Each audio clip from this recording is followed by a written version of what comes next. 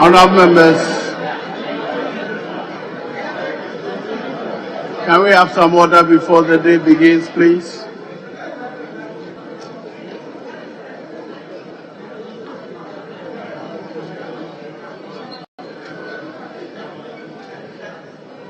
Honourable members, now prayers. Almighty God, we humbly beseech Thee to look with favour upon this Parliament of the Republic of Ghana. Grant that it may perform its high duty as in Thy sight. Give divine guidance to the President of the Republic.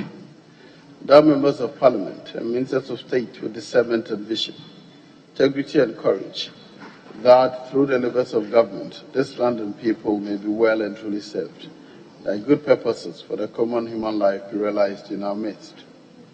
O God, grant us the vision of our country, fair as it might be, country of righteousness, where none shall wrong his neighbor, country of plenty, where evil and poverty shall be done away with, country of brotherhood, where all success shall be founded on service and honor shall be given to the deserving, country of peace, where government shall rest on the will of the people and the love for the common good.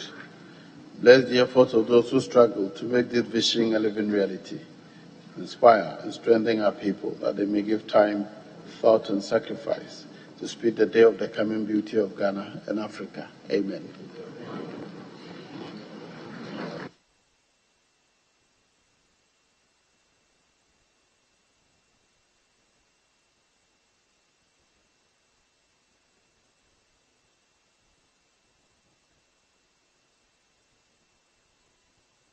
Honourable members, correction of votes and proceedings.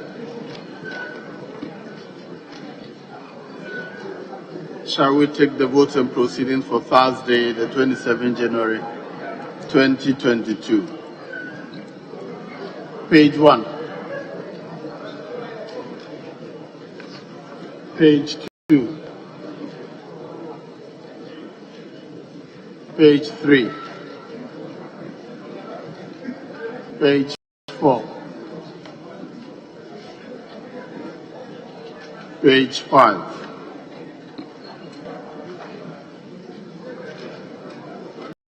Page 6. Page 7. Yes, Honourable Member for Norton. Mr. Speaker, page 7, item number 4.3. I have been marked absent, but I was here yesterday. If the records could be corrected accordingly. Thank you, Mr. Speaker. Very well.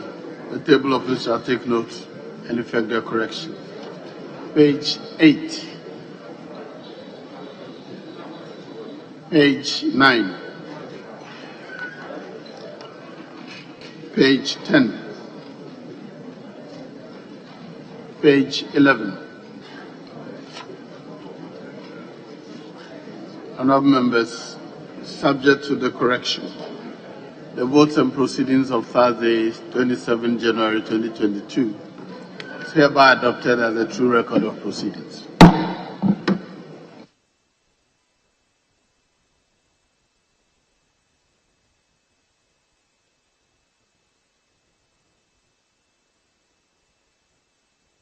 Item 5. Honourable Majority Leader, business statement of the House.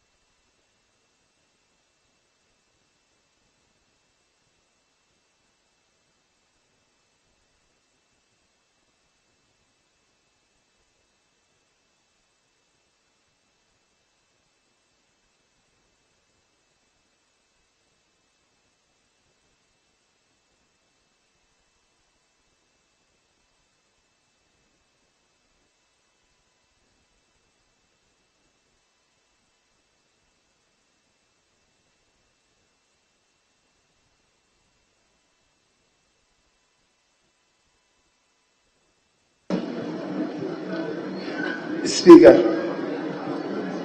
the Business Committee met yesterday, Thursday, 27th of January, 2022, and arranged business of the House for the second week ending Friday, the 4th of February, 2022. Speaker, the committee accordingly submits its report as follows. Speaker, you may read any available communication to the House. The Business Committee has scheduled the following ministers to respond to questions as of them during the week. The Minister responsible for Health, 13 questions. The Minister for Education, the Minister for Health, 11 questions. The Minister for Education, 13 questions. The Minister for Lands and Natural Resources, 5 questions. The Minister for Food and Agriculture, 8 questions. The Minister for Roads and Highways, 8 questions. Total number of questions is 45. Mr. Speaker, in all, 5 ministers are expected to attend upon the House to respond to the 45 questions listed. Speaker, out of the 45 questions, 3 are of urgent nature, 42 schedules for oral response. Speaker, you may have missed statements we made in the House by honorable members in accordance with Order 72. Right, Honorable Speaker. Papers may be laid during the week and reports from committees may also be presented to the House. Speaker, motions may be debated and their consequential resolutions, if any, taken during the week. This committee once again urges committees with reference to expedite work on same for the consideration of the House. Speaker, in accordance with Standing Order 160 sub 2 and subject to Standing Order 53, the Business Committee submits to this Honorable House the order in which the business of the House shall be taken during the week. Speaker, the order for the businesses for the various days have been set out, except, Speaker, to observe that for this week's business, we slated that the e-levy bill will be considered next week. But there have been some consultations which began yesterday. Speaker, the consultations are by concluding. If they conclude positively, then perhaps we can consider the e-levy today. If they don't conclude positively, then they go to next. Speaker, with that, I beg to submit the draft work program for next week. Thank you. Members, the business statement as presented for the consideration of the House.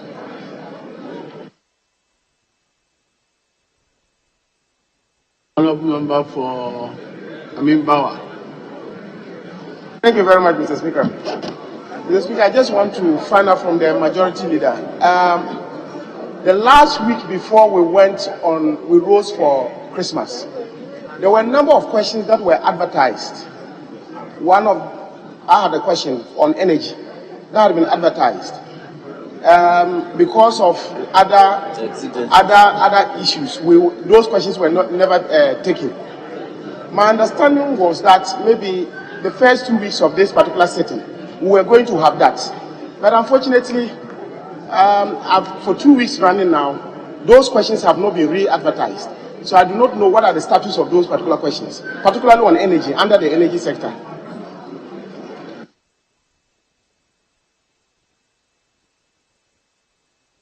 Yes, not done.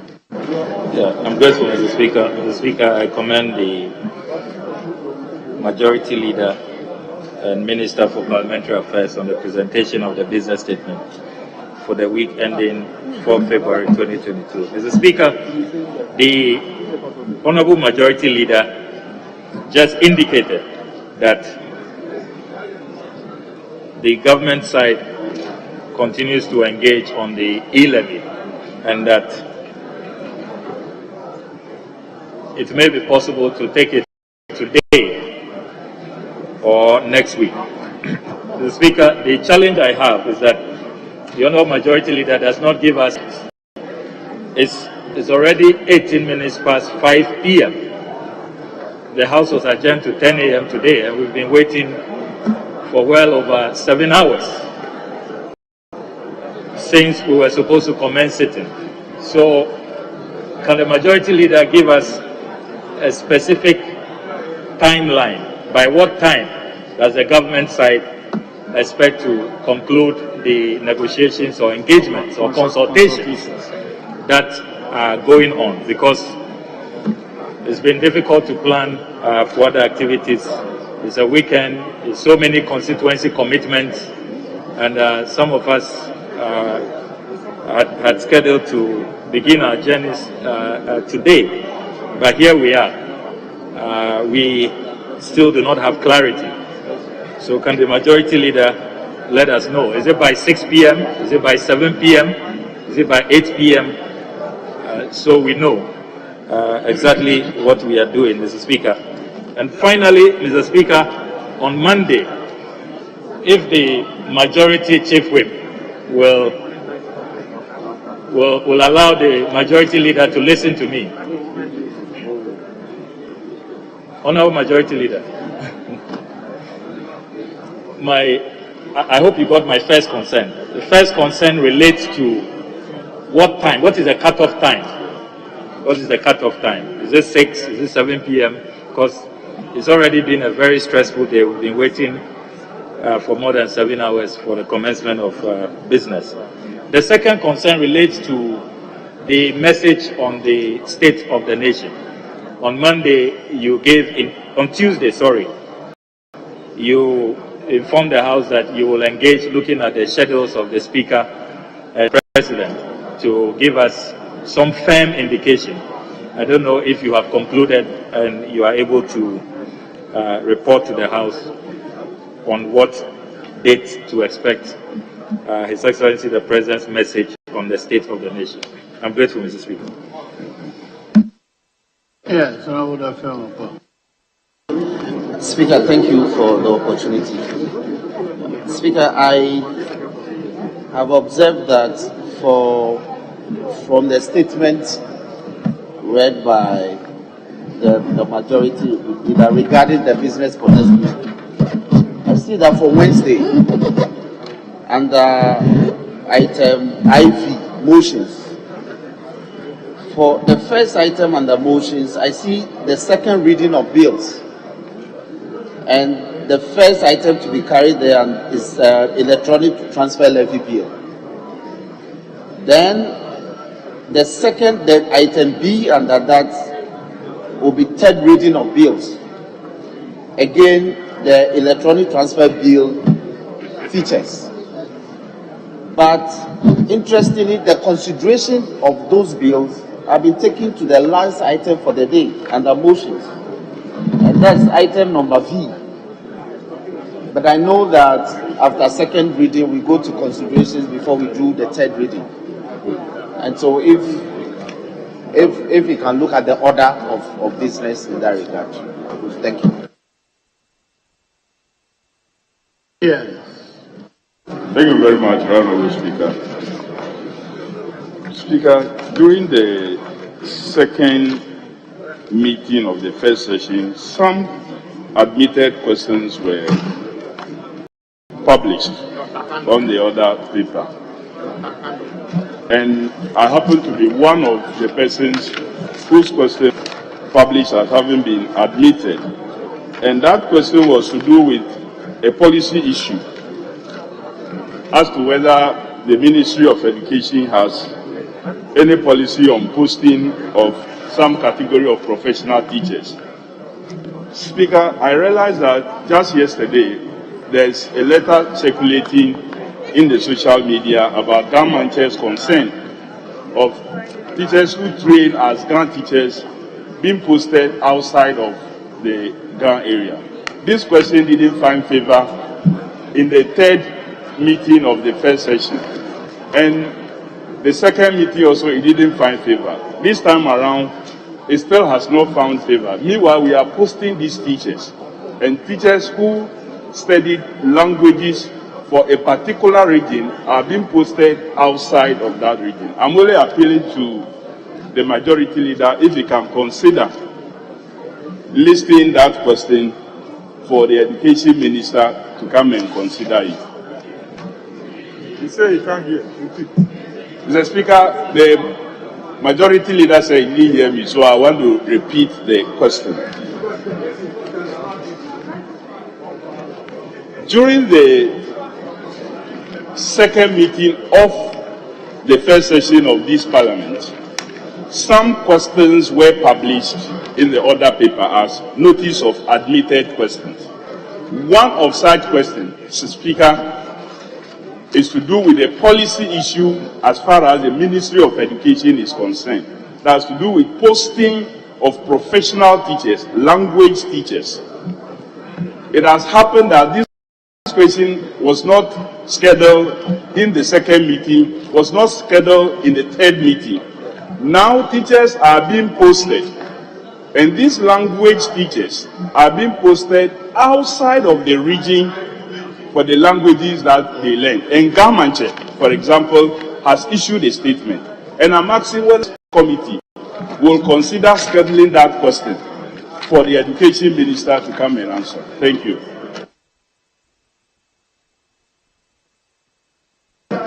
Yeah, I'm most grateful, Mr. Speaker. Mr. Speaker, I was expecting to see issues of the Sputnik 5 committee featured in the business statement.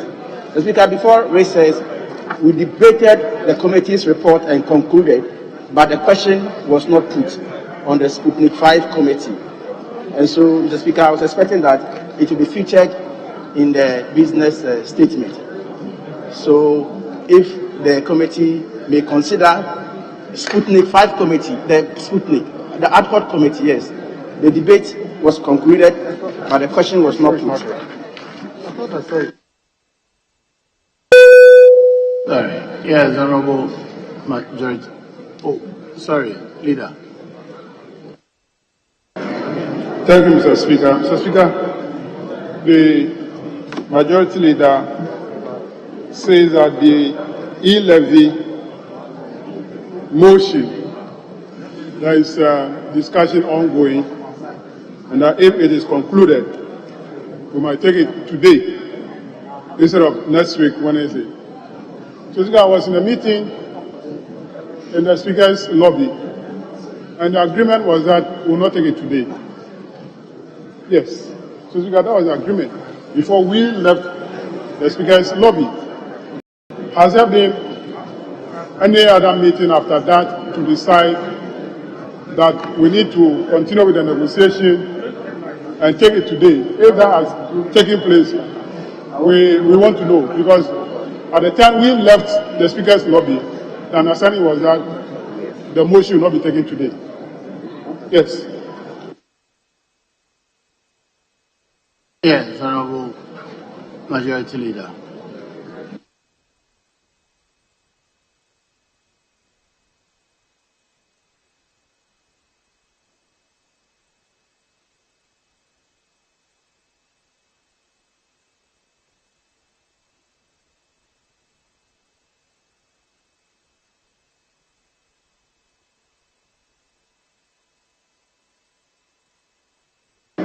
Mr. Speaker, the Honorable Bawa is asking what happens, questions that were listed at the previous meeting, and which have not been relisted. Speaker, usually by the practice of the houses, crossing from one session to the other, questions that are outstanding, members who file the questions will have to demonstrate interest in bringing back the questions. And then, if they are so indicated, then the table officers would really list the questions. So I want to believe that maybe he did not do that, which may explain why the table officers haven't done so. Now the questions have not been answered, and he still has interest in asking them. We just have to indicate to the table officers that they have to resurrect those questions. The Speaker, the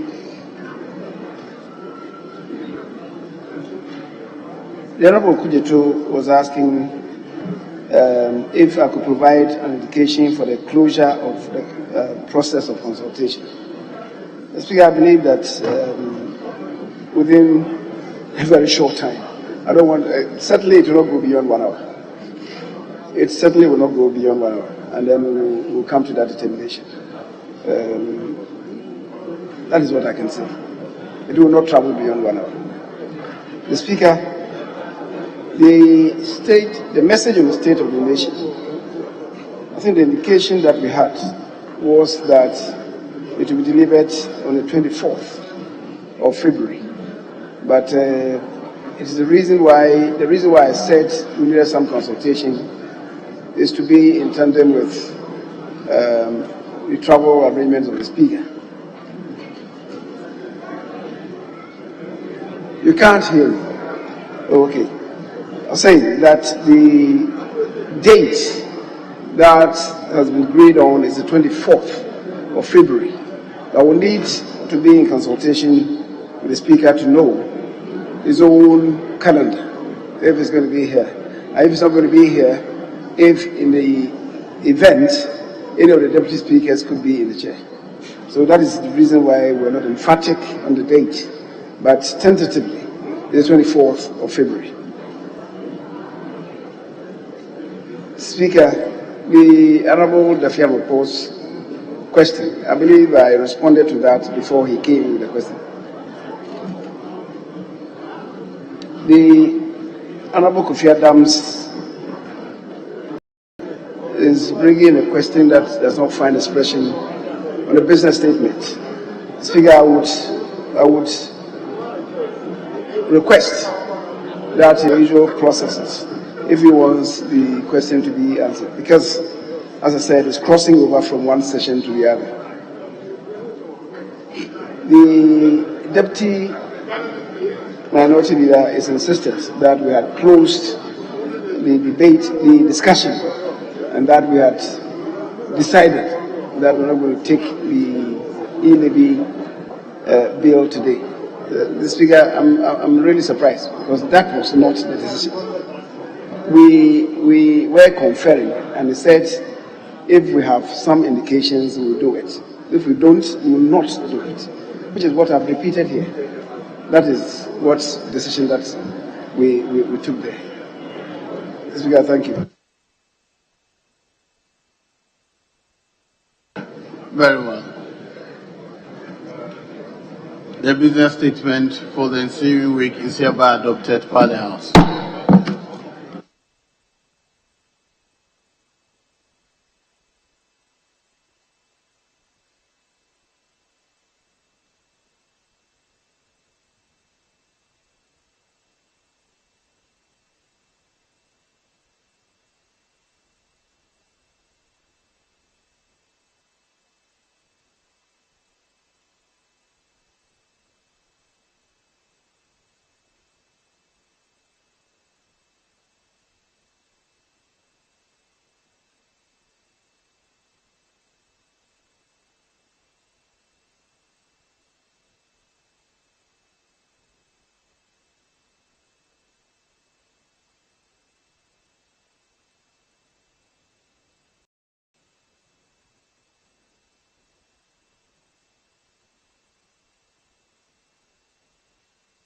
Item 6, questions. Yes. Speaker, we had received correspondence from the scheduled minister, and we've communicated same to my colleagues in leadership on the other side. And so we have an agreement that we defer the questions to next week and take statement instead. Very well.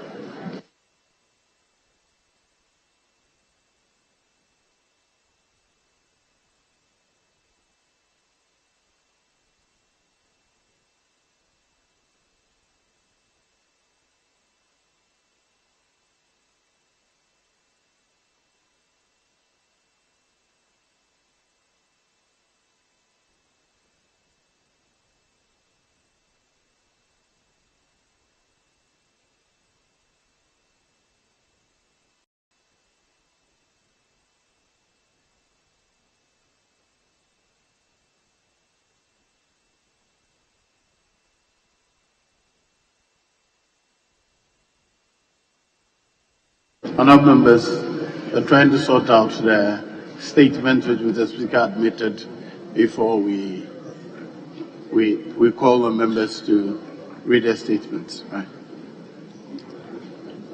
Yes, Honourable would.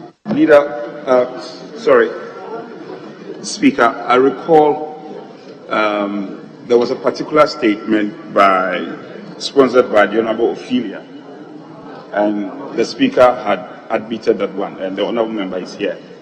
A copy was given to the Speaker. There were other copies, other statements on the other side. I cannot recollect members who sponsored these statements, but I can recollect that of Honourable Ophelia. So Speaker, if you may permit, yes, and it's a commemorative statement. Well, I'm trying to get guidance from the website so that, yes. Thank you, Mr. Speaker. Mr. Speaker, there were 3 statements Mr. Speaker said he was admitting. One of it was also commemorative. I mean, it was to eulogize Captain Chikata. And I was even pleading with the Speaker if we could do 2, if you remember. And said, oh, well, since the understanding is that we are not doing the other business, we should take the 3. So there are 3 that he said we're going to take.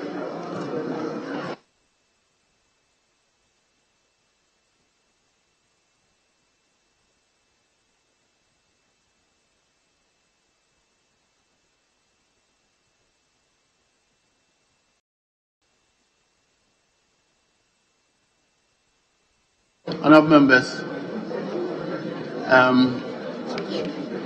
Mr. Speaker mentioned the statement in honor of the memory of the late Captain Chikata. I think we can start with that one.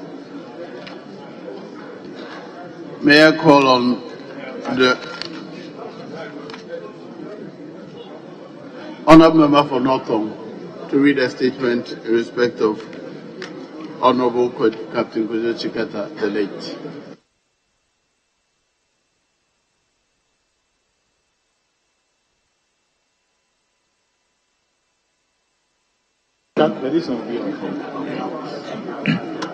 Mr. Speaker, first I want to express my very deep appreciation for the opportunity to pay tribute to one of the most iconic internationalists and celebrated Pan-African soldier of our time, Captain Chikata, retired, who transitioned with grace and full honors on the 20th of November 2021 at the age of 85. Mr. Speaker, Captain Kojo Chikata is to Africa what Che Guevara is to Latin America. Captain Kojo Chikata was born in the then Gold Coast in 1936 and attended Achimota School. He received his military training at the Military Academy and Training School, Teshi.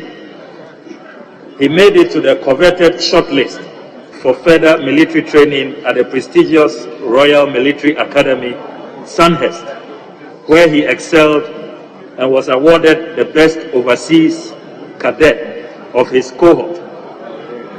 The distinguished military career of Captain Kojo Chikata began with the decision by Osajifo Dr. Kwame Nkrumah, founder and first president of the Republic of Ghana, to build an indigenous armed forces. Hitherto, the Ghana Armed Forces had been an appendage of the British colonial regime, and the decision of the immediate post-independence government to transform it led to the recruitment and training of a new crop of officers, including Captain Kojo Chikata. He was at the very heart of the Africanization project of the Osajifo's Convention People's Party. As a young officer, bubbling with a determination to contribute to ending the colonial project in Africa, Captain Chikata, along with others, was deployed to Congo in 1960 as Ghana's first peace operation mission to protect the democratically elected Prime Minister, Patrice Lumumba, and his Pan-African project. This had become necessary because of the now confirmed Western intelligence plot led by the security services of Belgium, the United States of America, and others to replace the Lumumba government with a friendlier neo-colonial regime. Progressive Congolese continue to praise the distinguished role played by Captain Kojo Chikata in the audacious effort by the government of Ghana to halt the neo-colonial and anti-democratic onslaught of the forces of reaction and counter-revolution in the Congo. In a tribute after his death, the Congolese Pan-African activist Kambale Musavuli wrote, "Captain Kojo Chikata was one of Africa's great sons. His contribution will never be forgotten," unquote. Captain Chikata also spent considerable time in Angola, where he was known as Carlos Silva and an advisor to the National Liberation Movement, the MPLA. He trained their combatants and fought alongside them on the battlefields. Mr. Speaker, Captain was part of the Cuban-led internationalist forces, which defeated the apartheid armed forces in the Battle of Quito Carnaval from 14 August 1987 to 23 March 1988.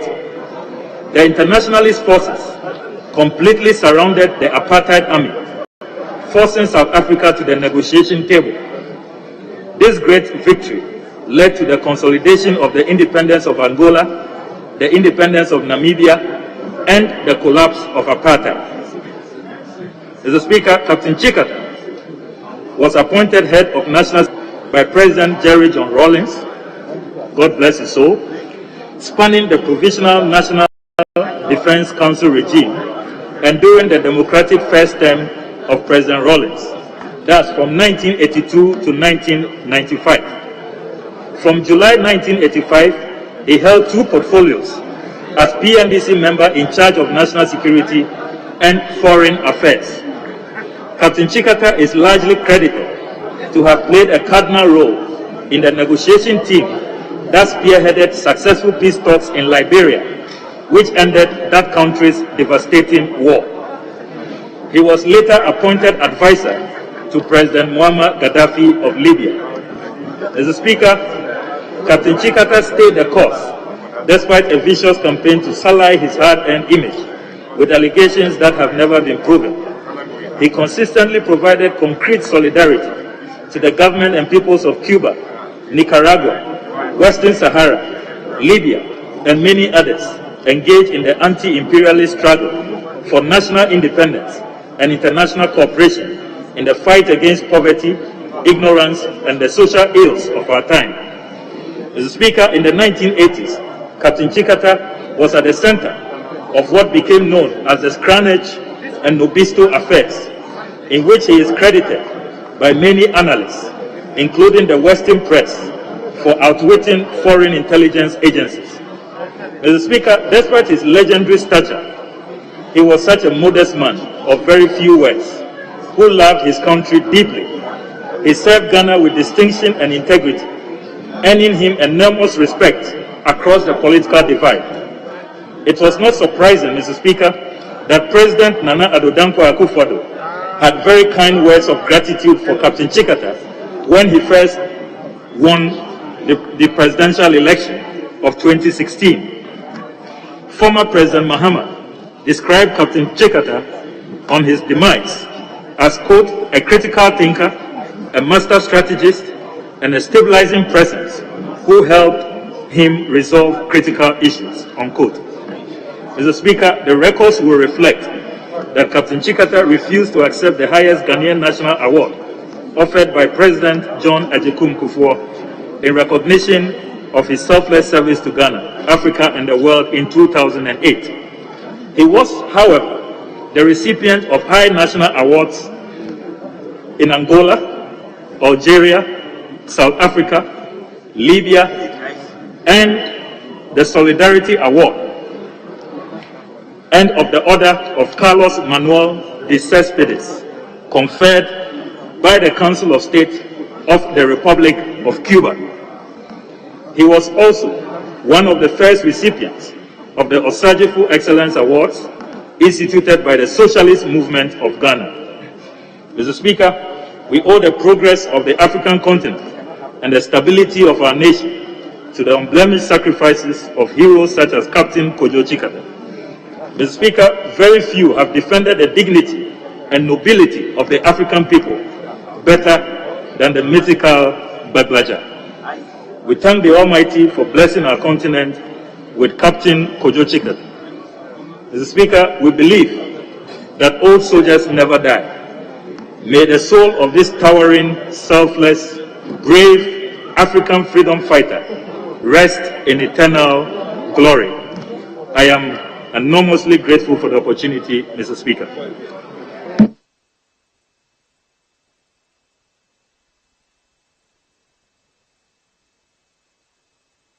Yes. Who West? Thank you, Howes. Thank you, Mr. Speaker, for the opportunity to add my voice to statement made by my colleague, Honorable Samuel Okucheto Ablako, to eulogize and also pay tribute. Honorable Member, kindly hold on. Yes, leader. Sorry, Mr. Speaker. My view is that looking at the time, if we could take all the three statements so that the contributions could come, so that we could see if we could be so at the time. Thank you, Mr. Speaker.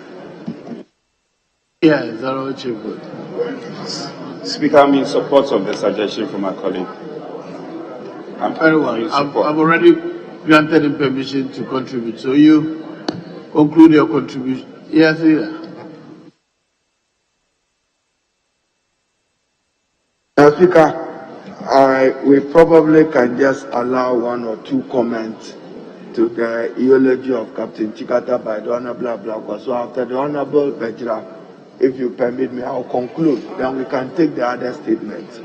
So that we separate just this one from the others, unless they are also of the same tribute. Thank you. Yes, Honorable Member for Whole West. Kindly continue.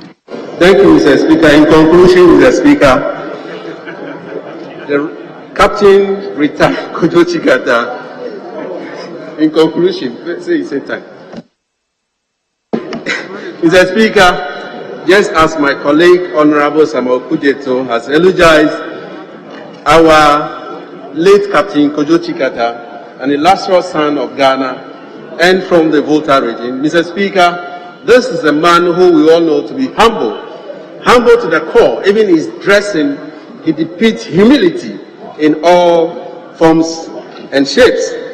Mr. Speaker, from what we read and what we have seen from retired Captain Kojo Chikata, the late, is a good listener. Mr. Speaker, you can stay with Captain Chikata discussing the issue, and all he does is to listen to you. Whilst listening to you, he's intelligently preparing his answers, and he might not even say anything. That is lacking in our lives, these days, Mr. Speaker. We are quick to speak, we are quick, to give answers to people instead of listening to what our colleagues are saying. Mr. Speaker, one of the cardinal lifestyle that we can all learn from Captain Kojo Chikata is to be a good listener. Mr. Speaker, he's a nationalist. Captain Kojo Chikata, even though he hails from the Volta region, is a nationalist. He believes in the development of this nation. He believes that Ghana first than your region. And if all of us here as members of parliament can look at our nation, Ghana, than our various regions and constituencies, I believe this nation will move forward. In a sense that when issues of national development comes to us, we must first of all look at it as a nationalist, look at it as a Ghanaian first, before even thinking about our political parties and what have you. Mr. Speaker, Captain Kojo Chikata Rita was not only a nationalist, he's also a Pan-Africanist. Mr. Speaker, just as our brother Samuel Kujito has mentioned, he has received so many awards from all kinds of people and all nations around Africa and outside Africa. Pan-Africanist because he believes in one thing, that Africa one day will be united. Africa one day will become a united Africa, where all of us can work together as an African, than this hours, having these small countries called Ghana, Togo, and the rest, and we are not able to move this continent forward. I believe that with this of our revered brother who has gone to be with the Lord, Captain Kojo Chikata, many of us will learn from him, will learn from his footsteps, and begin to be humble in our strides, nationalists, and also Pan-Africanists. Mr. Speaker, with these short words, I thank you. I'll take the leader and then. Yes.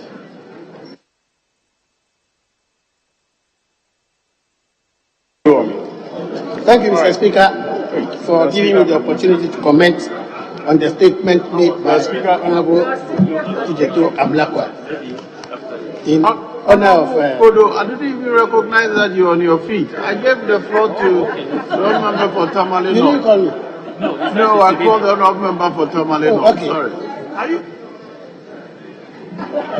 Thank you very much, Right Honorable Speaker. Even though I knew that, and I'm grateful that you gave me the opportunity to contribute, I thought it was appropriate for me to defer to my senior colleague who was already on his feet. Mr. Speaker, so on that note, I am going to make my submission short and hope that it will touch your heart to still give Honorable Kodo the opportunity to contribute to this matter, this very important, eulogy of a great man. Mr. Speaker, indeed, Captain Kojo Chikata, for me, reminds me of the great Che Guevara. As Cuba had Che Guevara, I would say ours was Captain Kojo Chikata.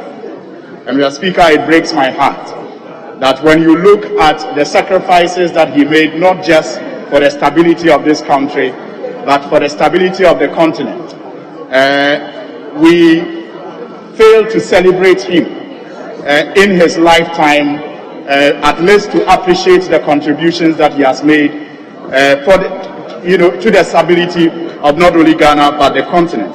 The Speaker, the statement rightly captures his rejection of the highest Ghanaian National Award offered by President John Ajay Kufuor in recognition of his selfless service to Ghana in 2008. The Speaker, I do not think that it was just done out of the goodness of his heart, but it may have also been as a result of deliberate attempts by sections of the media and the political divide to tarnish his image, especially in relation to the murder of the judges, which, Mr. Speaker, countless, commissions of inquiry exonerated him despite attempts to, tarnish his image as far as the murder of those judges were concerned. Mr. Speaker, I am sure he went to his grave with that, a heavy feeling in his heart that the country went to greater length to tarnish his image with those murders. And that is what breaks my heart, Mr. Speaker, that such a great man with such great contributions, not only to the stability of Ghana, but to the stability of the continent, could not be celebrated unanimously by Ghanaians, especially given the democracy that we enjoy today and the hard work that they put in to make sure that we have it today. Mr. Speaker, wherever he is, I pray that his soul will rest in perfect peace, and perhaps his example will guide us to recognize national heroes and celebrate them in their lifetime in the month to be celebrated. Mr. Speaker, I thank you for the opportunity to contribute to this very beautiful statement in celebration of a great statesman. Thank you. Yes, leader. Mr. Speaker, let me thank you for the opportunity to contribute to the tribute and eulogy in honor of the soldier, politician, nationalist politician, Captain retired Kojo Chikata, who died on 20th November and was buried privately at the Lashibi Funeral Home. Mr. Speaker, first, our profound sympathies and condolences to the family. He was a stalwart founding member of the National Democratic Congress as a party, having been a foundation key ally of the Nkrumah's tradition of CPP. Mr. Speaker, at his burial was President John Dramani Mahama, as he then was, President Laurent Gbagbo of Ivory Coast, and President Nana Akufo-Addo to bid him farewell. It was his personal wish that he is not given any state burial and that he wanted to be given a private family burial. Mr. Speaker, within the NDC, there are various shades of interest and others, and Captain retired Chikata paid his dues to the party. I am told by senior members of the NDC that it took Captain Chikata, but more particularly the late Justice D.F. Annan, to work with President Wallace to transition Ghana from the military rule to democratic rule. Today, we have over 25 years stable democracy, thanks to their tenacity, thanks to their sacrifices, that at least today we have a democratic Ghana under the Fourth Republic. Mr. Speaker, going forward, one of the lessons I learned from the late Captain Chikata was learn to be silent. For him, silence was golden. He spoke very less. He was a man of few words, but with wit and will, whatever he wanted to do. Mr. Speaker, he contributed immensely in building our national security landscape, which itself have contributed today in protecting our new democratic culture, given his experiences of what happened in 1966 and many other periods under the Nkrumah regime. He therefore played a significant role in the transition of our country to democratic rule in 1992, as I observed. Mr. Speaker, as observed by the Honorable Okujeto Ablakwa, he was not one of those who was interested in honor or titles. National honor, meaningless to him. For him, it was service to his country and service to his country. May his soul rest in perfect peace, and I trust that, Mr. Speaker, as we are told, shortlisted for military training, and Sandhurst, he won the best overseas cadet of his cohort in that particular area, and his expertise and guidance was sought in many other parts of the world. Mr. Speaker, what is also important is that he was a true Pan-Africanist. He was a true Pan-Africanist who believed in the strength of the Pan-African, and particularly the black person. May his soul rest in perfect peace. It's a major loss to the state of Ghana and to us as a family. Once again, I thank the maker of the statement and our sympathies to the family. Thank you, Mr. Speaker. Very well. The next statement is in the name of the Honorable Member for Mfantsiman. Honorable Hayford, yes. Thank you, Mr. Speaker. Mr. Speaker, Thank you for the opportunity to pay tribute to the late Brigadier General Constance Ama Emefa Ijani Afenu, Ghana's first female general, who passed away on Monday, January 24, 2022. The late Brigadier General was born on March 5, 1960 in Vani Avetime in the Volta region. She was raised up in Tamale and attended the Kamina Barras Primary and Armed Forces Experimental School in Kumasi before attending Wesley Girls Senior High School in Cape Coast to study for her O-level and A-levels. She enlisted into the Ghana Armed Forces as one of two females in 1978 when she was only 18 years old.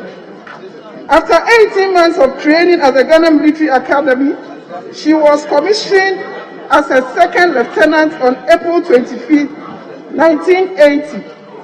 As the only female in her batch to successfully complete her training, she was consequently awarded the Most Resilient Officer Award in her graduating class.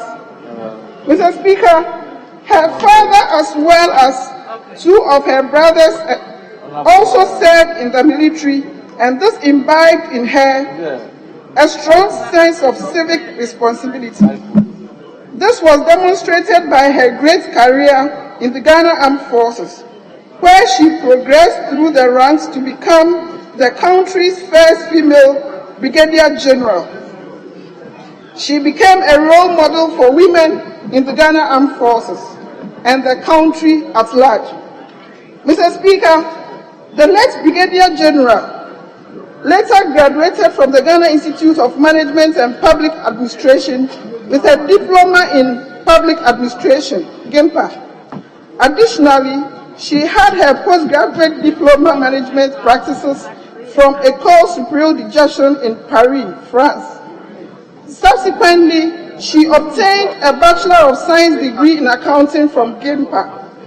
Mr. Speaker, the Brigadier General Ijani Afenu also participated in various UN peacekeeping operations.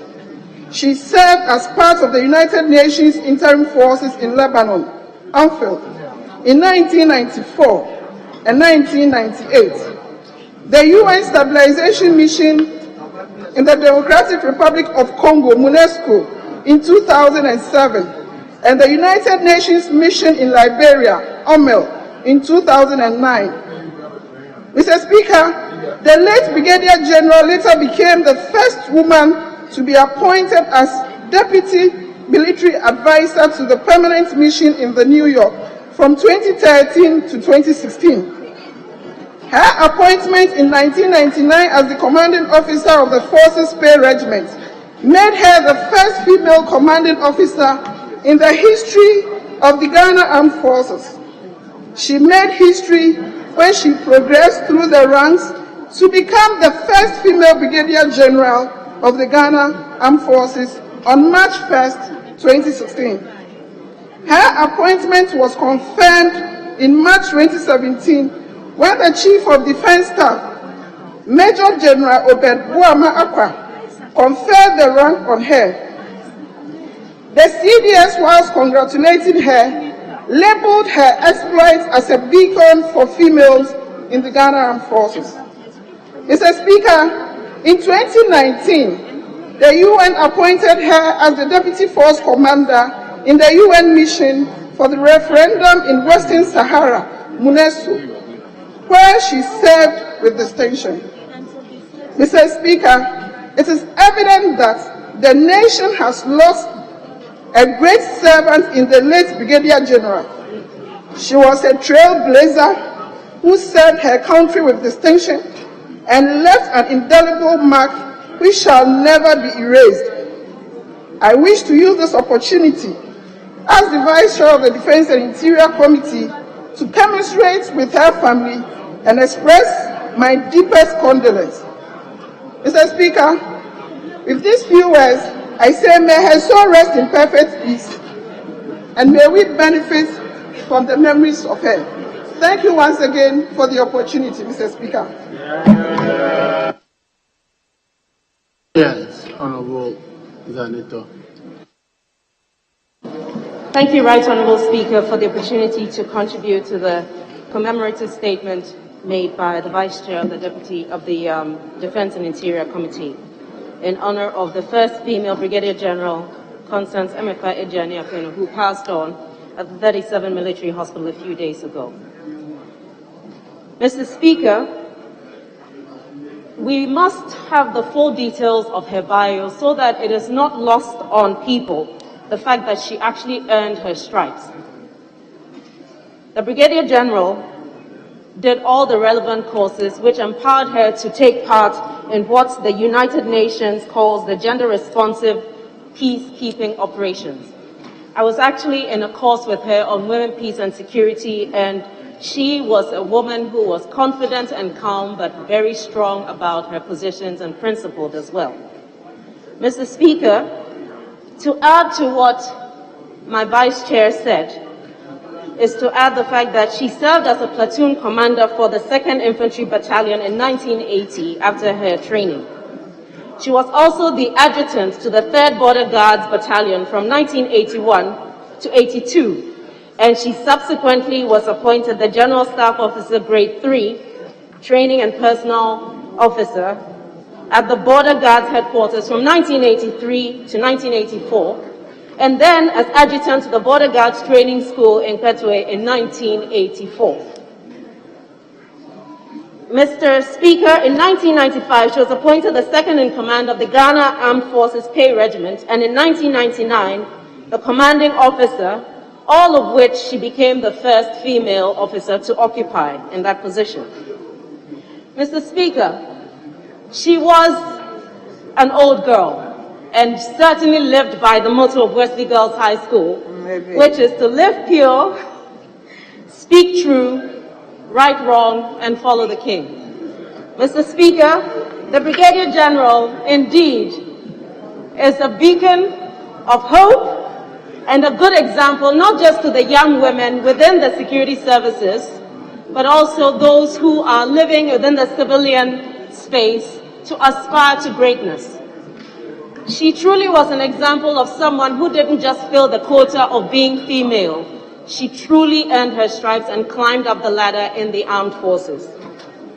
Mr. Speaker, her role as Deputy Commander in MINUSO was also a way to prove that Ghana was indeed fulfilling her role to ensure that we were playing the role of a gender-responsive United Nations peacekeeping operation, which fed from the original UN Security Council Resolution 1325, which acknowledged the disproportionate impact of conflict on women in this world. Mr. Speaker, she played her role, and she should not be seen as the only female to have ascended to this position. She broke the glass ceiling, and it's time for other women to occupy such positions so that she's no longer the exception, but the rule. Thank you, Mr. Speaker, for the opportunity, and may she rest in peace. Yes, Honorable Bartels. Thank you, Mr. Speaker, for the opportunity to contribute. Mr. Speaker, today we are speaking about a woman who found herself in a man's world, because in her time in the military, being a woman who was one of 2 to be admitted into the training institute, but then she was the only one who graduated in her class. Mr. Speaker, as I read about her, I don't know her personally, but I can only imagine the determination with which she entered the military.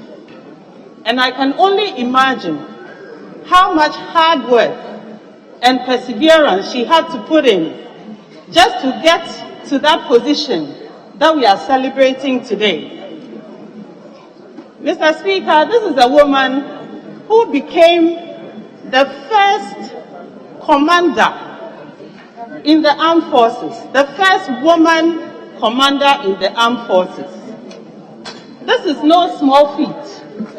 So today, if you see women standing to eulogize her, I believe she did a lot to show other girls and other women that we can actually climb all the way to the top, and we can be the best that we can be if only we work hard, if only we do what we are supposed to do, and if only we don't let the men intimidate us. Mr. Speaker, she did her best in ensuring that she got a good education. She didn't end where she started in the military, but she added to her knowledge and she added to her skill. So, as my colleague said, Honorable Zenato said, she earned her stripes. It wasn't handed to her on a silver platter. You can see from her background that she had to work really hard, both in educating herself and also on the field. She was able to achieve a lot of goals, and she ended up also working with the United Nations. Mr. Speaker, to end my submission, I would like to say that I hope the military is honoring her as much as we are, because we believe that any woman who is able to achieve so much is doing it for all women across the world. She's not only doing it for women in the military, she's also doing it for women all across Ghana. And indeed, I'm speaking on behalf of all women today, just as my colleagues have done. We are indeed proud of Brigadier General Constance Ama Emefa Ajiani Afedu. Thank you very much, Mr. Speaker.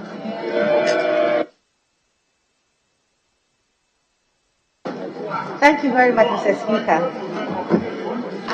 Yesterday, I was led by the chairman of the Volta Caucus and our colleagues who commiserate with the family, and we were preparing to do same. And so now that my colleague has set the ball rolling, it is my pleasure to also contribute to this statement that has been made on behalf of Brigadier General Constance Ajiani Afenu.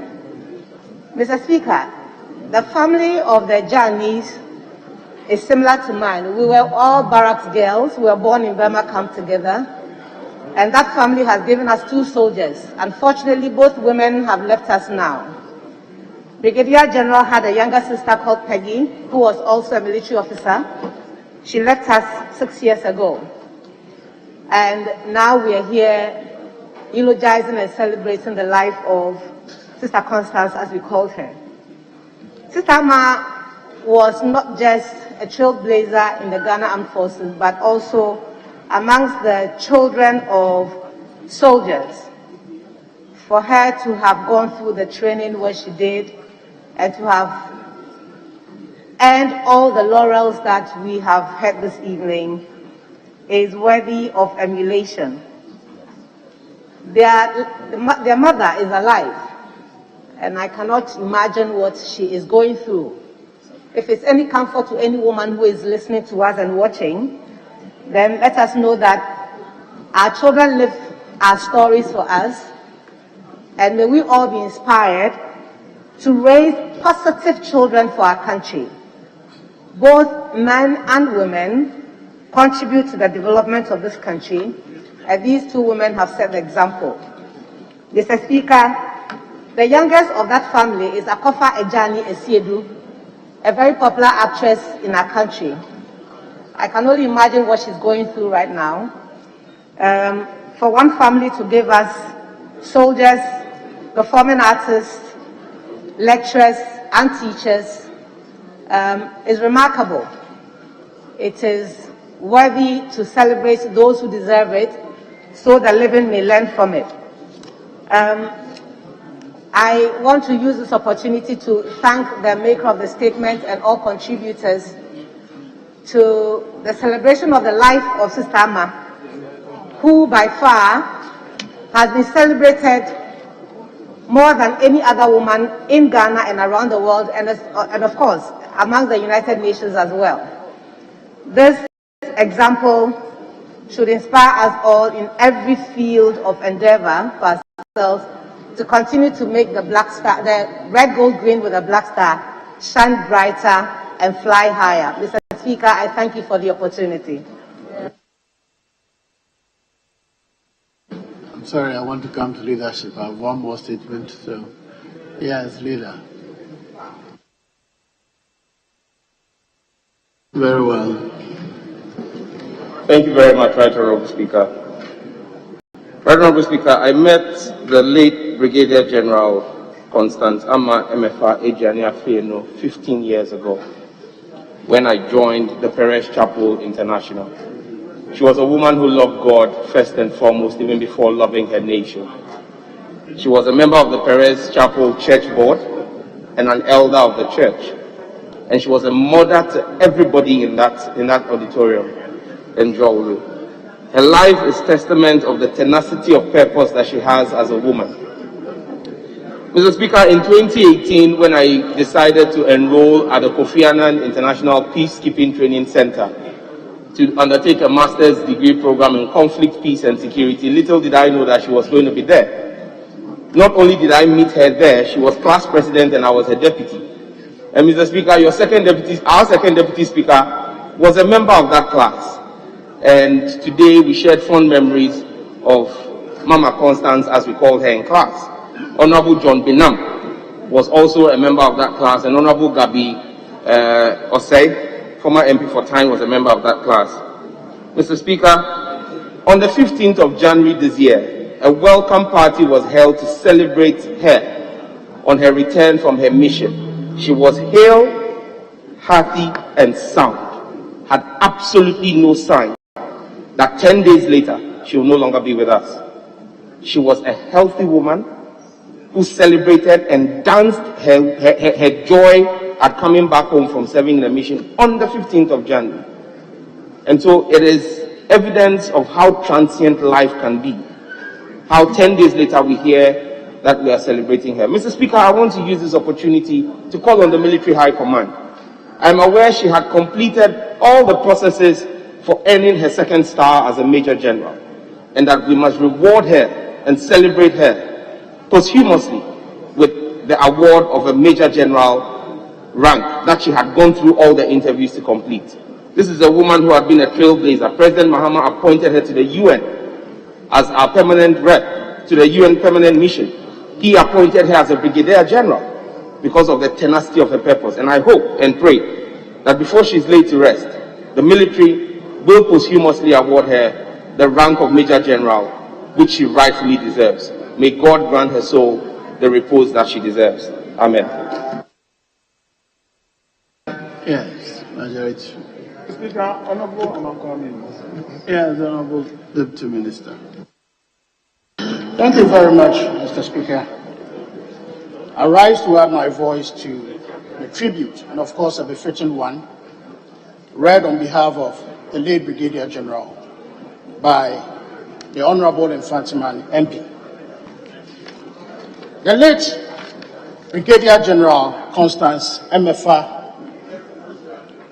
Ejiani Afenu indeed was enlisted into the Ghana Armed Forces not only to be trained as a soldier, but of course to be trained as a soldier.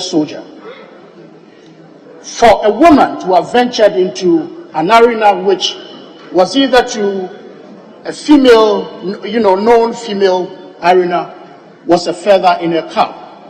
She rose through the rank from a second lieutenant to a brigadier general.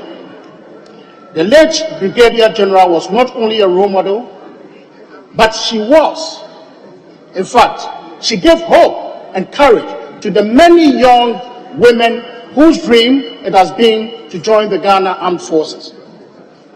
As the first female Brigadier General of the Armed Forces, the late Constance, in fact, must be celebrated. And indeed, I can assure all and sundry in this house that the Ghana Armed Forces and the Ministry of Defense will give her indeed a befitting burial because she deserves it.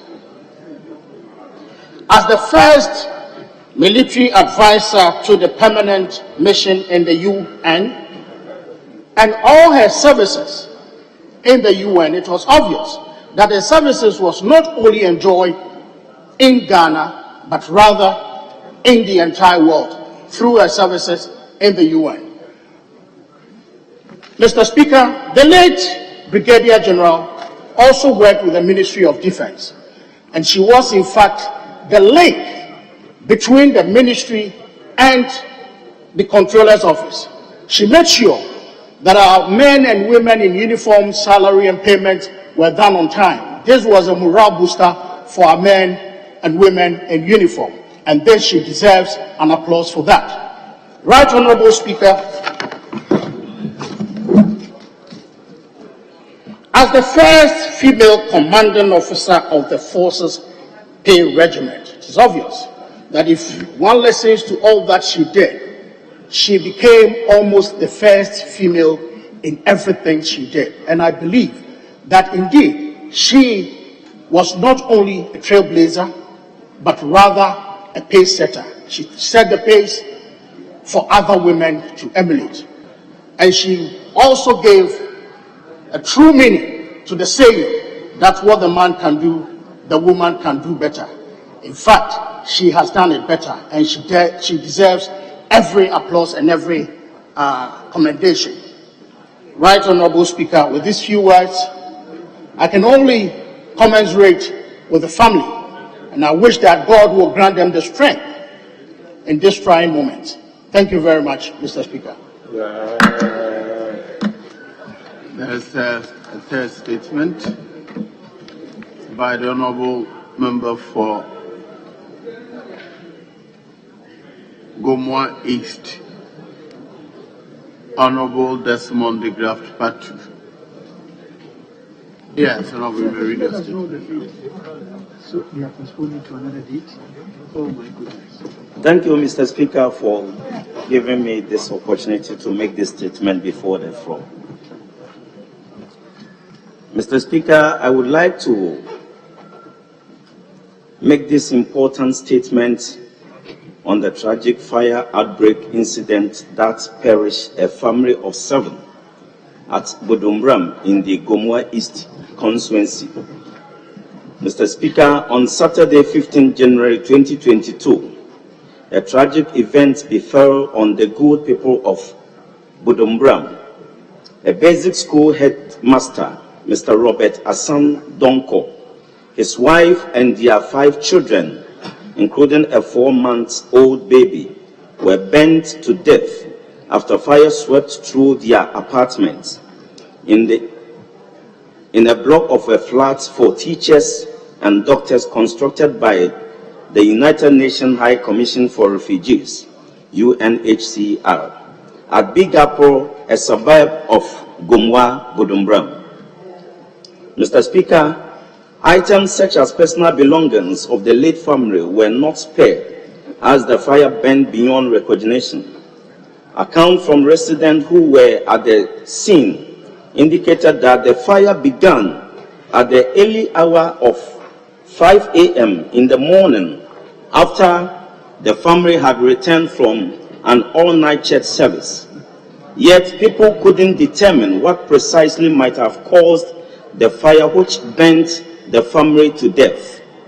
Mr. Speaker, eyewitnesses have it, the victims screamed for help from their apartments.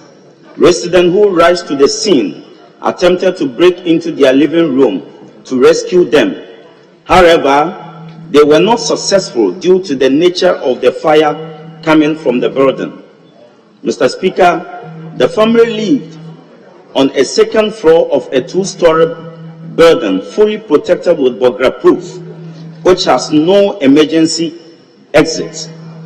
It added that when the fire personnel and some residents entered into the apartment after the fire has been controlled, the lifeless bodies of the family were found in a bedroom and bathroom separately. Mr. Speaker, the officer responsible for operation at the Gomoa Budumbram station of Ghana National Fire Service ADO2 Mr. Patrick Bauer, stated that initial investigation uncovered that fire began from the living room before spreading to the other rooms in the apartment. He noticed that the family had locked the entrance to the living room at the early hour of the tragedy, which made it difficult for a good Samaritan who rushed to the scene to save them. He further mentioned that the family, after seeing the fire, tried to come out, but the thick smoke made it difficult for them. Mr. Speaker, it is extremely devastating to report that the lifeless bodies of the 7 deceased have since been deposited at the Winneba Trauma and Special Hospital mortuary. Mr. Speaker, the past days have been quite tough for me. The management and the staff of Budumbram DA Basics B School, where Mr. Robert Asandonko late was the head teacher, the People's and my constituency, the Ghana National Service and the Ghana Police Service have so far launched investigation into the fire outbreak, whereas the fire service is investigating the cause of the fire. The police are looking into a possible criminal element of the incident. Mr. Speaker, it is constructive to inform the House that I visited the location and offered some assistance to the bereaved families. Mr. Speaker, this sad incident brings to the fore a canker that must be checked immediately. The incident was third in a row, and I call on government to continuously resource the fire stations so as to effectively fight fire outbreak. In addition, I encourage Ghanaians to install smoke alarms or detector in their homes so that in circumstances like fire outbreaks, the alarm would raise and serene for inhabitants to realize the occurrence of same. Mr. Speaker, at this juncture, I would like to call on the attention of Ghana Education Service and Ministry of Education, as well as all well-meaning Ghanaians, to support the deceased family as preparations are underway towards the funeral rites. Mr. Speaker, it is important to mention and acknowledge the kind support of Mrs. Francisca de Graft Johnson, the Gomoa East District Director of Education, who brought a team of psychologists to the Budumbram DA Basic B School premises to support the management and staff with counseling during the difficult time.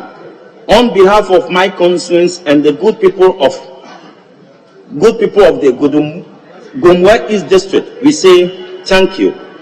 Mr. Speaker, once again, I want to use this medium to express my heartfelt condolences to the bereaved family, management and staff of the basic school, as well as the peoples, as today marks the 1 week celebration of the departed souls. I continue to pray that the good Lord himself will strengthen and counsel them and console them as we pull together available resources to continuously provide the needed support in such a difficult time. Mr. Speaker, to end with, let me register my utmost gratitude and appreciation to the good people of Gomoa East constituency who rose up in their number to call when it mattered most. To the residents of Budumbram Fire Station, the District Police Command, management and staff of Budumbram DA Basic B School, we remain eternally grateful. May God be our strength. Thank you, Mr. Speaker, for opportunity to read this statement. Thank you.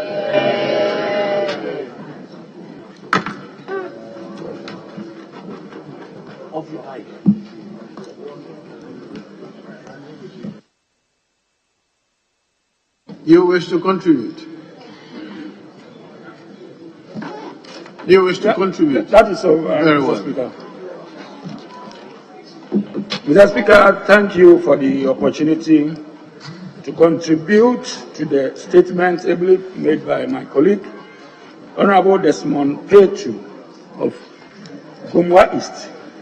on the disaster that really befell a whole family of 7 at Bujumbura in the central region. Mr. Speaker, I particularly decided to contribute because of the effect this has had on me for the last 3 days when he narrated the events leading to this disaster to me. Mr. Speaker, I in particular do not actually look at such things as dead bodies and all those matters.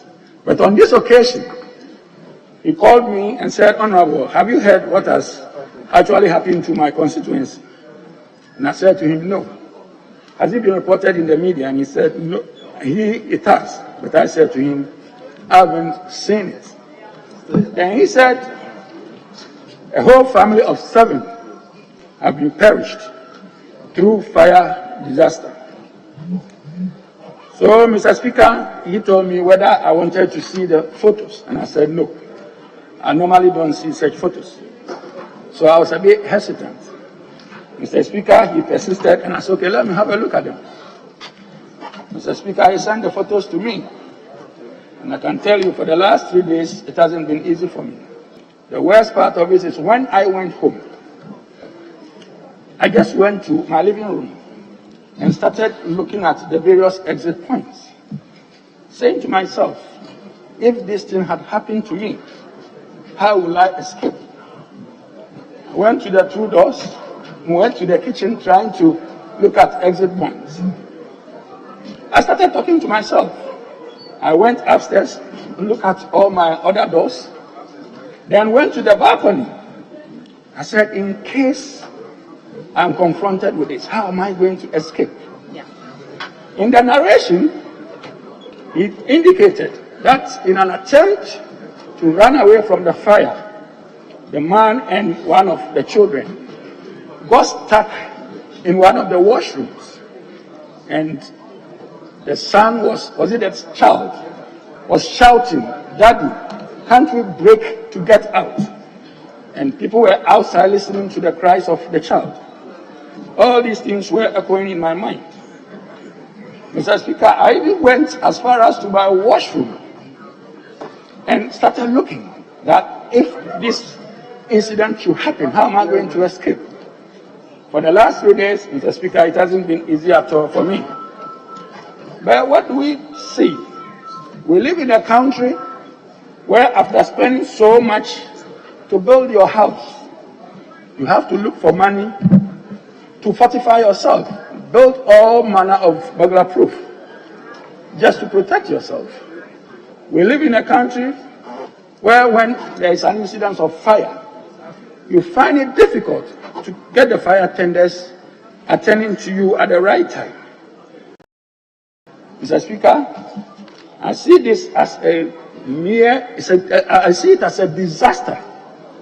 Not be left to the family alone.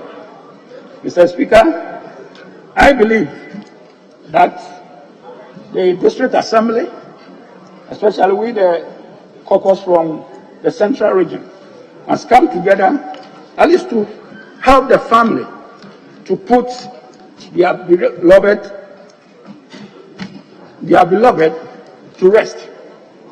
Mr. Speaker, I consider it a disaster that must attract the attention of the government. At least something must be done for the family. Mr. Speaker, I'm sure that my colleagues from the Central Region will do the needful by contributing to at least keep the family going. Again, let me conclude by saying I express my deepest condolence to the people of Bujumbura, the bereaved family, and my honorable MP. Mr. Speaker, thank you for the opportunity. Yeah. After that, I'll come to you. Sorry, I didn't see you. Thank you very much, Mr. Speaker, for the opportunity to contribute to the statement ably made by my honorable colleague. Indeed, it's so sad to find fellow Ghanaians dying from a preventable incident. I think that we have not done well as a country when it comes to handling of fire issues. It is important that the Ghana Fire Service steps up the education wing, because if you follow media space, you don't really see much of sensitization on fire issues. And I think that is one very important thing we have to tackle as a country. We have to make sure that the local media, especially the local radio stations, their attention has to be drawn so that they can include more of this fire education. I think when that is done, it can help to reduce the situation. The other thing that I think we have to look at as a country is that the Ghana Standard Authority will probably have to step up and look at the nature of houses that we have as a country. Because you enter in some houses and you will just find that if something indeed happens, then the household are in trouble. They cannot find any space to exit. We need to step up the standards check of the type of houses that we build. We also have to ensure and look at the types of roofs, because day in, day out, we find fire service being caught in a very serious situation where they are not able to access where the fire is actually taking place. This is not too good, and I think that the Ghana Standard Authority will have to step up and look more into that. The other thing is that the maker of the statement mentioned that we have to install fire alarms in the houses. Aside the fire alarms, we also have to look at the issue of extinguishers. As many that can afford, we have to encourage houses to own fire extinguishers. I'm sure when we are able to do that, it can help us to handle minor situations. Some of these incidents that happen can be managed if we have fire extinguishers. If you compare it to other situations, you realize that they take fire issues so seriously. For example, as a student in University of Reading, immediately we arrived as students, we had to take fire exams. And the first round we took it, some of us, we failed. And they gave us that deadlines. And you had to go through some literature to read through to understand how to handle fire situations before they allow you to stay as a student. And I think that wouldn't be a bad idea if we can introduce it in our tertiary institutions, so that we can let people who come into the buildings take some basic exams for us to be sure that they are well equipped in terms of knowledge of handling fire issues. That can also be linked to the issues of armed robbery, because the way people try to fortify their houses is also influenced by the insecurity situation that we face. And I think our honorable colleague of blessed memory, we all remember how he was killed. So people have to fortify their houses just to stay safe. And in doing that, you are also opening yourself to other very difficult situations. So I think that the security situation, if you take steps to improve the security situation, that will also make more people to feel comfortable to handle their houses in such a way that they can easily escape when there are crises. I think few words, I must be grateful to the Speaker for the opportunity. Thank you very much. Yes, Honorable Minister.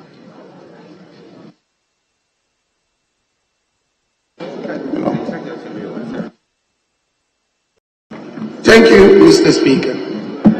Mr. Speaker, I want to thank the honorable member who made the statement, and I want to start by expressing our condolences to the families who have lost these very valuable people in this fire incident. I have listened to the inputs, and I can assure honorable members that there is a lot I can take from it to improve our fire system. But it's important to note that the fire officers went to the scene, but the fortifications that were put in the house, the fire service officers spent a lot of time, had to break in, but unfortunately, when they got in, although they put up the fire, regrettably, no lives could be saved in these circumstances. The Central Regional Fire Service is working on it and in touch with the acting chief fire officer. And I can assure all of us here that we do all that we can to make sure that this situation does not occur. But it involves all of us. When we come to building of houses, when we are issuing building permits, the role of fire service is not emphasized.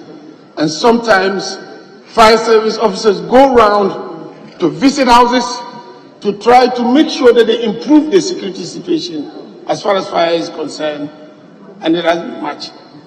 That notwithstanding, I want to assure the House that a lot has happened to improve the fire service, but we can do a lot more.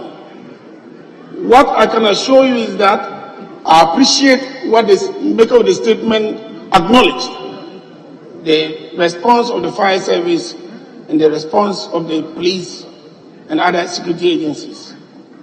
We think that we need to do more, Fire extinguishers. and we have passed legislative and LI about fire extinguishers. But these are things we need to engage stakeholders as to cost and what it means. But certainly, Mr. Speaker, I want to say that there was a regrettable incident, and we would work, and I would like the honorable member of parliament, if he has further information to give to me, that will enable me understand better the report that's finally going to come to my desk and see how we can work. Thank you very much, Mr. Speaker. Yeah.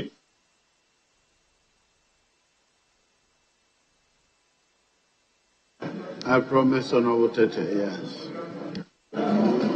Thank you, Mr. Speaker.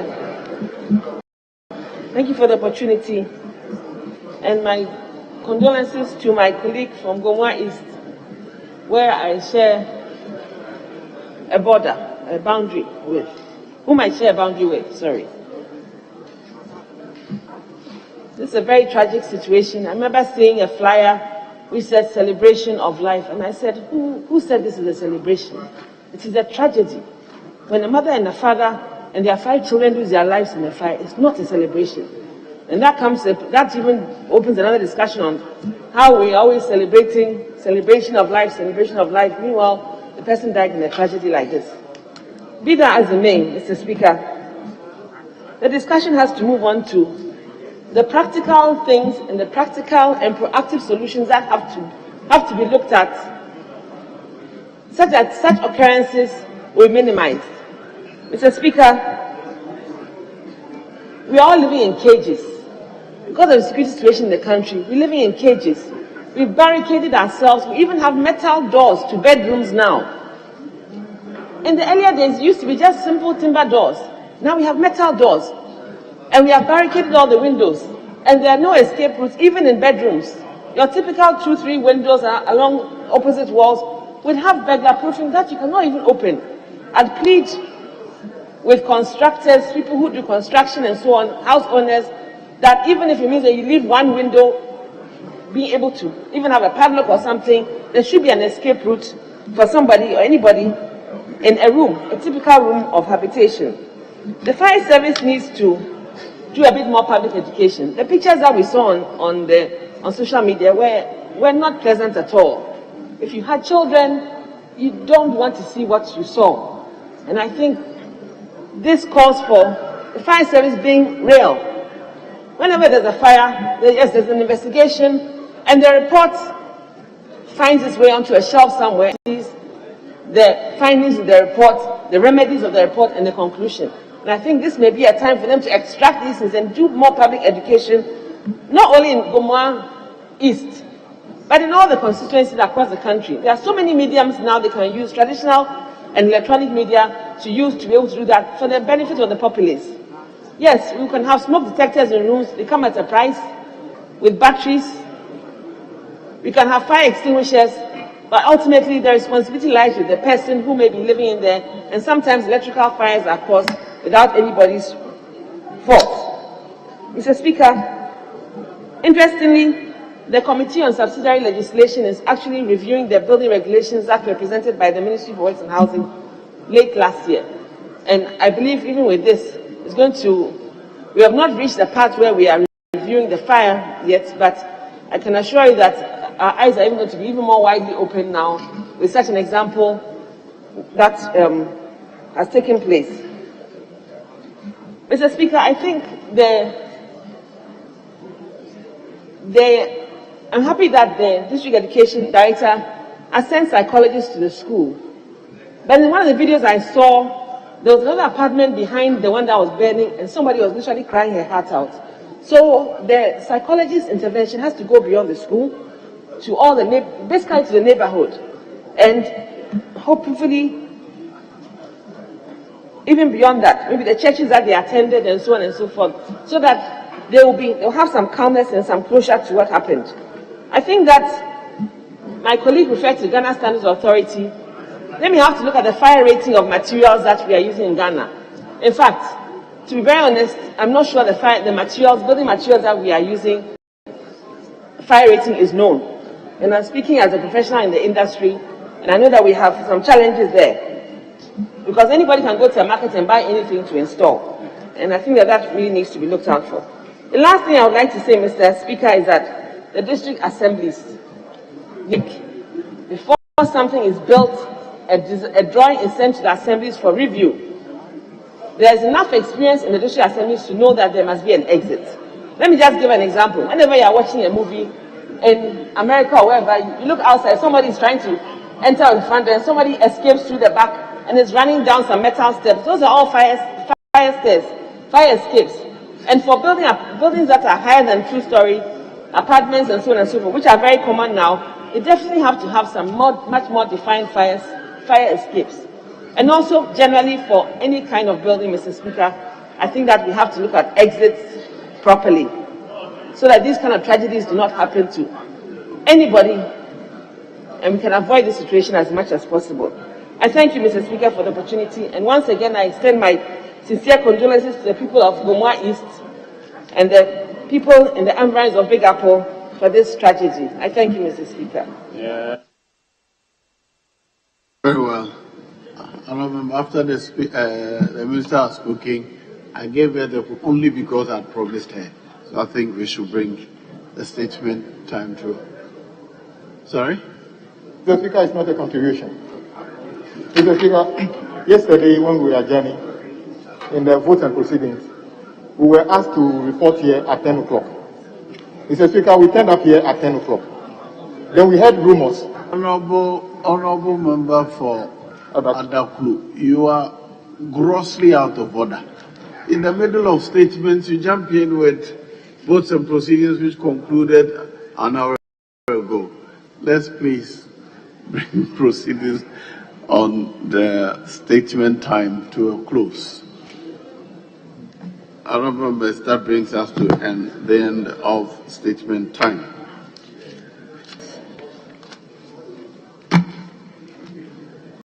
Majority leadership.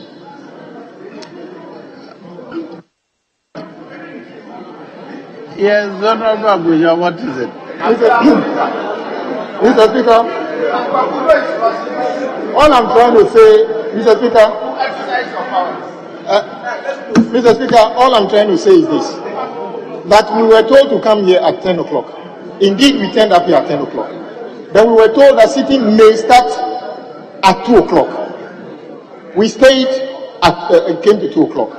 We were told that may be 4 o'clock, Mr. Speaker. 4 o'clock we didn't start. We started around 5 p.m. Mr. Speaker, we've done, those of us who came on time have done 9 hours by now. As we stand here, when Honorable Kujeto asked how long is that consultation going to be, the majority leader said about 1 hour. Mr. Speaker, exactly what are we doing here 9 hours after we came to work? And we don't have any entry. Mr. Speaker, you are not even giving us any direction as to, oh, we have this business to do. Mr. Speaker, because we were not informed of extended sitting, Parliament also didn't do any provision for extended sitting. Mr. Speaker, for the sake of health and safety, I humbly appeal to you, adjourn this house now so that members can go to, we are all also human beings. Mr. Speaker, there's no reason why we should be sitting here at this time. There's absolutely no reason. We are not adjourning sitting here today. So why are we here? Mr. Speaker, I humbly appeal to you, adjourn this house now so that members can adhere to health and safety. We are also human. Mr. Speaker, I thank you for the opportunity.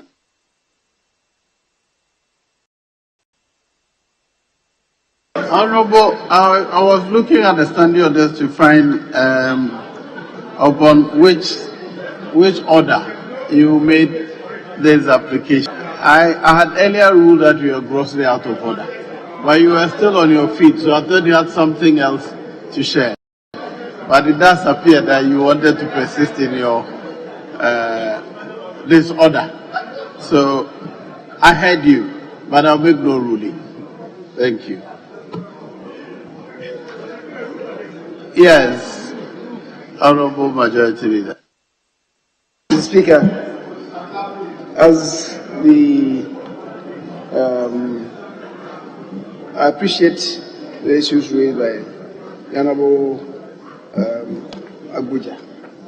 There has been in some consultations and some discussions with relevant stakeholders and people whose voices matter in this matter. Mr. Speaker, we just about concluded, and I thought we could begin in earnest the consideration of the matter on the order paper addendum.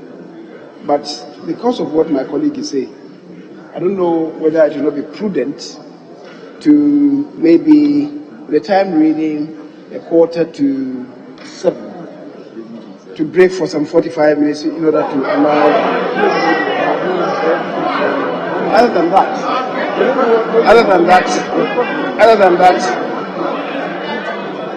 Mr. Speaker, I believe we can begin in earnest the consideration of the matter on the order paper addendum. I thank you.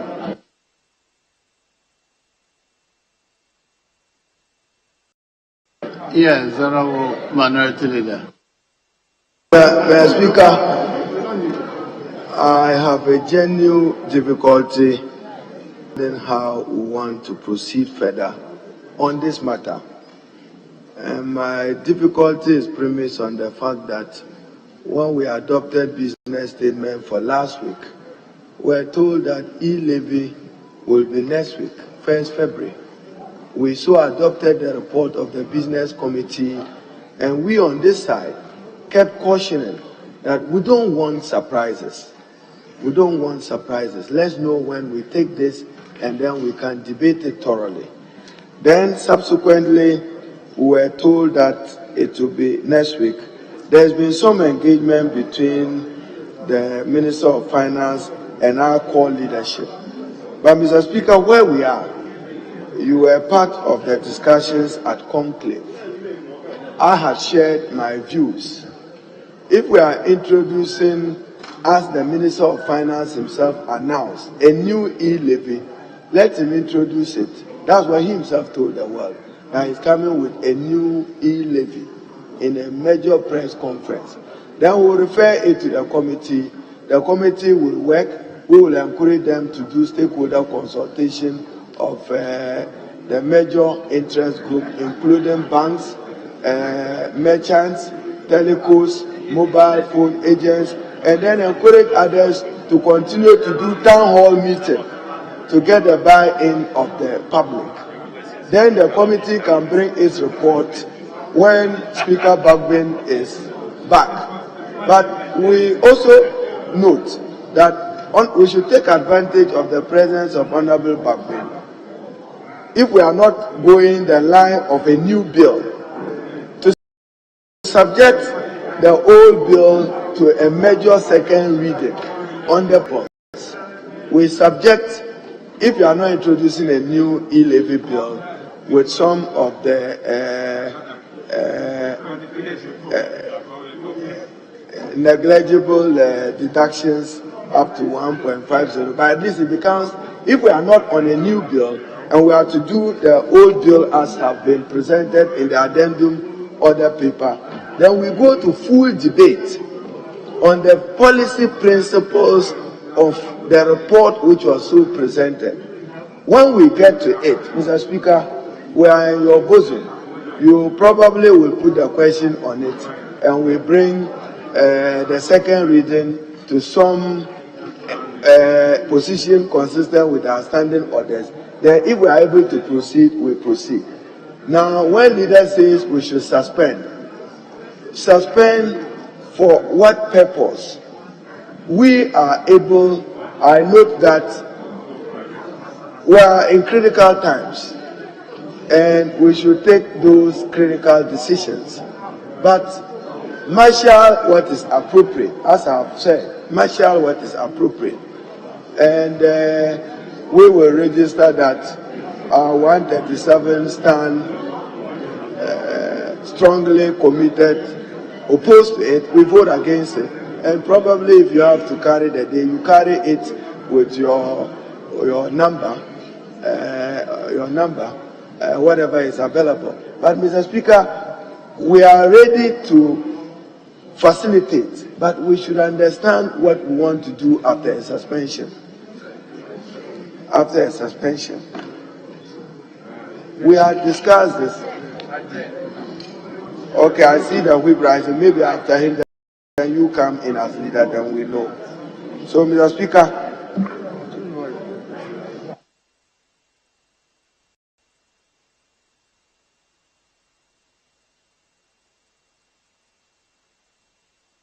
yes, Honorable Mr. Speaker, thank you very much.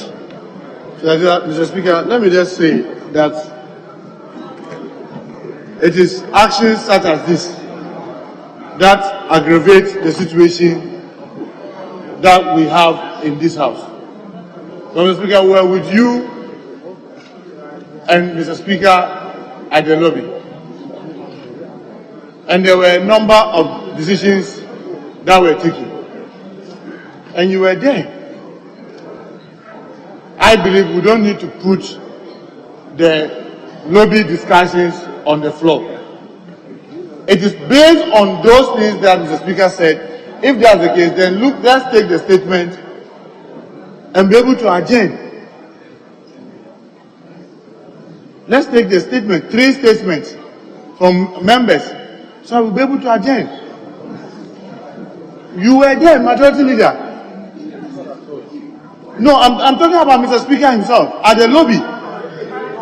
Yes, but when we came and he tried during the business statement, and the Deputy Minority Leader tried to draw his attention, then he said that, oh, the decision has not been taken. But Mr. Majority Leader, I want to beg you. You know very well that yesterday when we were adjourning, we said we were adjourning to 10 o'clock this morning. We came this morning, we wanted to engage, and because of that, you pushed to 2 o'clock.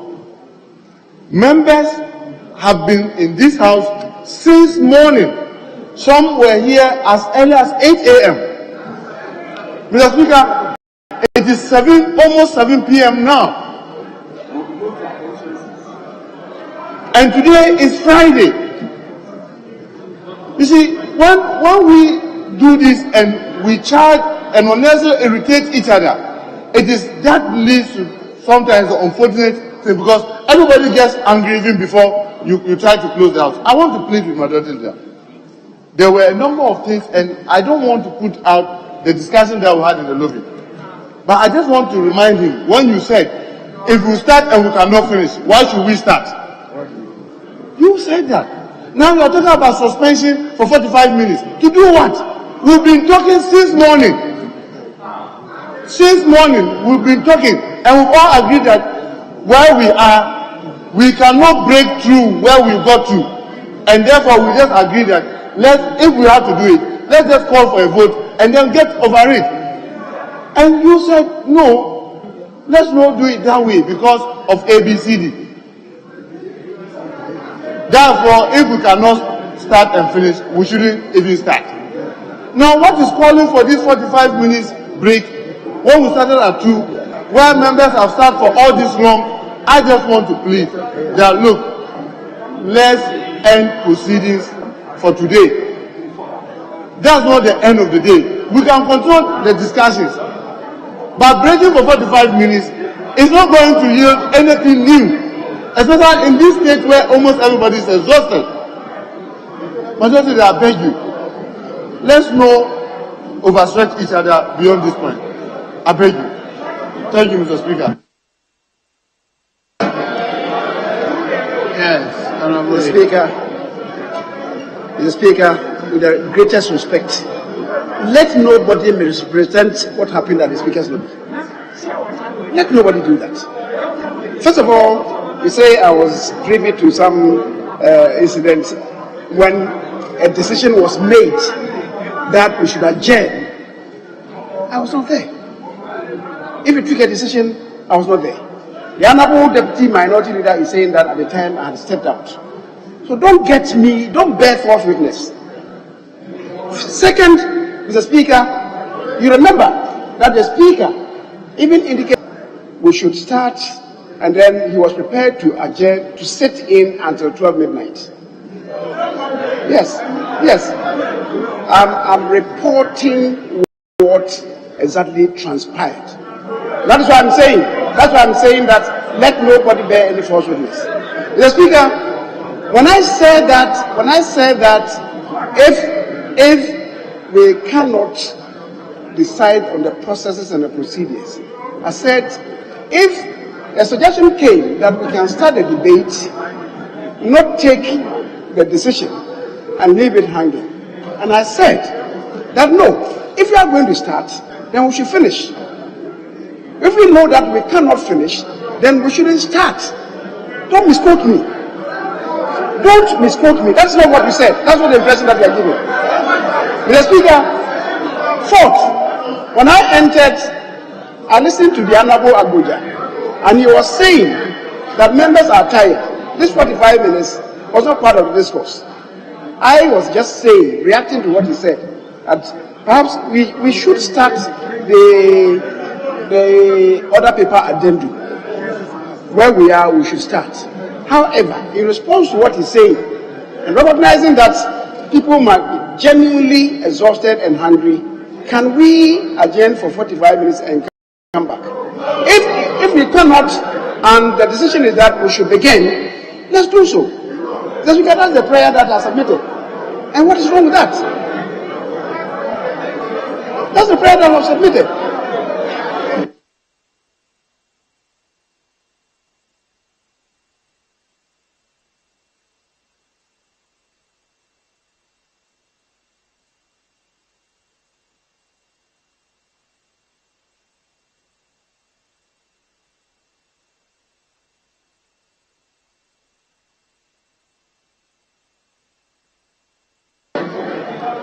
Yes, I'm still waiting for your guidance. Speaker, I will think that if we want, we can commence the debate on the second reading of the E-label. We are ready. I will submit 6 names plus myself, 7 names for that purpose. And then we go through. If we are able to take a decision, Mr. Speaker, we are ready. So let's proceed. Probably you want to reach out to Mr. Speaker. But if you want to take charge, we are ready. 6 plus 1, 7. Then on that side, 6 plus 1, 7. Then we get it going, Mr. Speaker. Thank you. That's exactly what I'm going to suggest. That if we have to start, we can do all the debates, and then we'll wait for Mr. Speaker to take the decisions. Right. If that's acceptable, I'll start.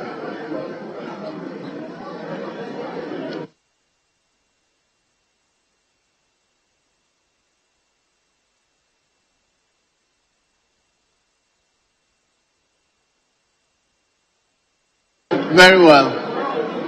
Other people addendum.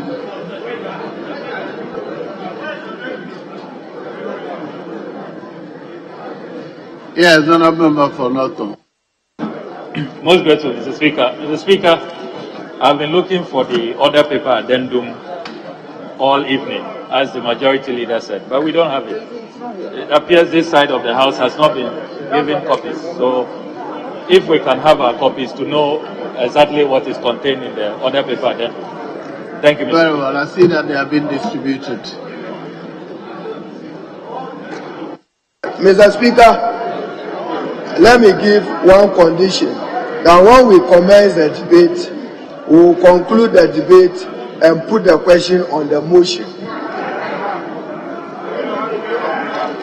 When we commence the debate on the e-levy, a second reading, and we end it with the minority leader's closing remark and the majority leader and Minister of Finance, it ultimately should lead us in pursuit of our standing orders to you putting a question for a vote on the motion. Thank you.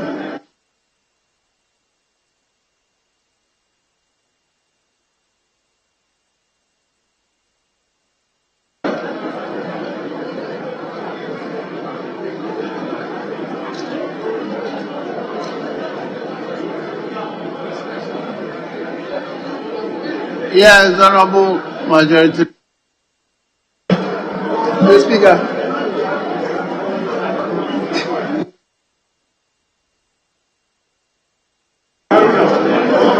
Mr. Speaker,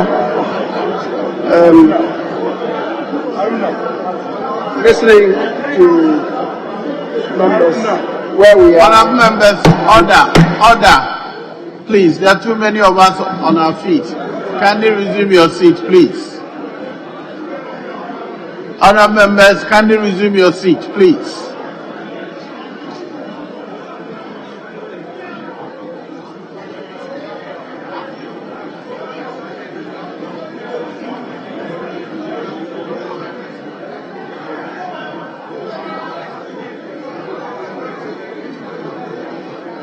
Yes, Honourable Majority Leader, may I listen to you again? Mr. Speaker, we have listened to the sentiments of colleagues in the House, and I don't want to take any blame for extending the sitting of this House. So if the sentiment is that we should take an adjournment, I will apply to you that we adjourn until Tuesday next week at 10 o'clock in the morning. Yes, Honourable Minority Leader.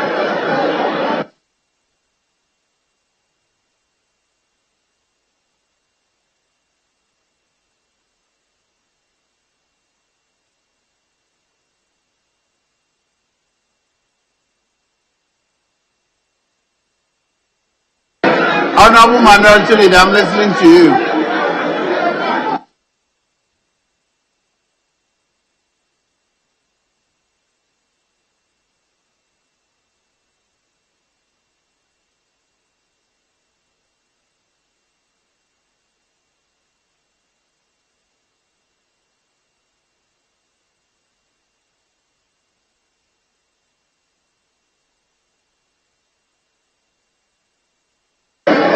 Honourable, yes, there's a motion for adjournment. I want to hear you. Mr. Speaker, you may put the question on second. I don't need to second because we are in your hand. So you may put the question on the. Well, in that case, I don't need to put a question. Honourable members, the House is accordingly adjourned to tomorrow. sorry. The House is adjourned to Tuesday, the 1st day of February 2022.